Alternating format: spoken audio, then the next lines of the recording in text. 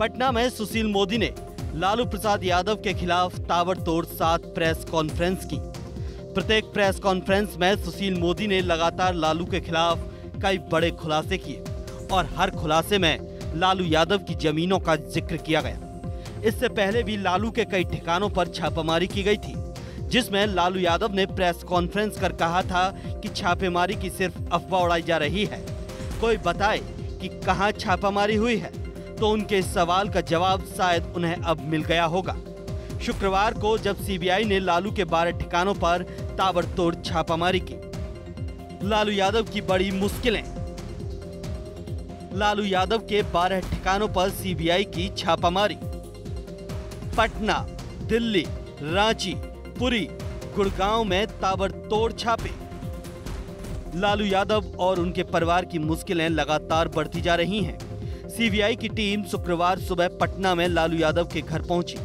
पटना के अलावा दिल्ली, रांची, पुरी, गुड़गांव समेत लालू के 12 ठिकानों पर तलाशी की गई।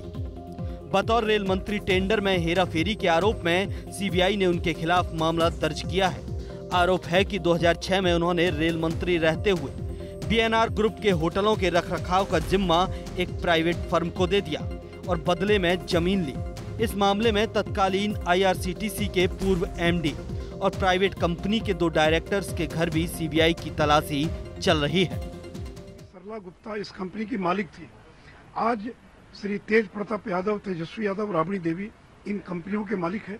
तो 26 साल की उम्र में ये अरबों खरबों की संपत्ति के मालिक बन बैठे और आज उसी जमीन पर 750 करोड़ का मॉल बनाया जा रहा है। ये तो नीतीश जी को धन्यवाद देना चाहिए कि उनकी पहल रंग लाई। भले उसको रंग लाने में और 10-12 साल लगे होंगे। अगर जनता दल ने उजागर नहीं किया तो 2008 में तो लोगों को पता भी नहीं चलता कि लालू यादव रेल मंत्री रहते और कौन कौन से घोटालों को अंजाम दिया था। वहीं आरजेडी प्रवक्ता मनोज झा ने सीबीआई छापेमारी पर बात करते हुए कहा, मुझे लगता है कि आज का दिन इतिहास में काले दिन के नाम से जाना जाएगा। केंद्र, आईटी, ईडी, सीबीआई के जरिए अपने विरोधियों के खिलाफ लड़ाई लड़ रहे हैं। भाजपा को इन एजेंसियों का प्रयोग करने में महारत हासिल है और हम जान रहे हैं कि भाजपा और उनके शीर्ष नेतृत्व की चूल्हे हिल गई हैं। वो इस प्रकार की कार्रवाई से हमें डराना चाहते हैं।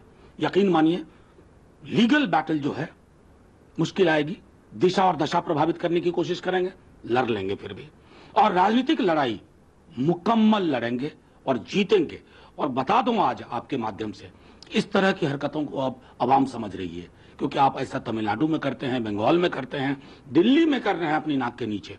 ये सब समझ रहे हैं कि विपक्ष को साधने की ये आपका यह नया तरीका है और ये तरीका हिंदुस्तान के रूल ऑफ लॉ के मिजाज के अनुरूप नहीं है। पूरे मामले पर लालू यादव ने प्रेस कॉन्फ्रेंस कर जवाब दिया। हर बार की तरह उन्होंने सीबीआई को केंद्र सरकार की कठपुतली बताया। हर बार की तरह उनका एक ही जवाब था कि उन्हें फंसाया जा रहा है, उनके खिलाफ साजिश की जा रही है। लेकिन कॉन्फ्रेंस के दौरान वो एक भी ऐसा पुख्ता जवाब नहीं दे पाए जिससे सीबीआई द्वारा की जा रही छापेमारी को वो गलत साबित कर सकें। क्या है मामला? दरअसल ये मामला 2006 का है। उस वक्त रेल मंत्री लालू प्रसाद यादव थे। सीबीआई को लगता है कि लालू ने रेलवे के होटलों की चेन बीएनआर होटल ग्रुप के रखरखाव का ठेका यानी टेंडर नियमों की अनदेखी करते हुए प्राइवेट कंपनियों को दी थी और इसके एवज में उन्हें जमीन दी गई थी।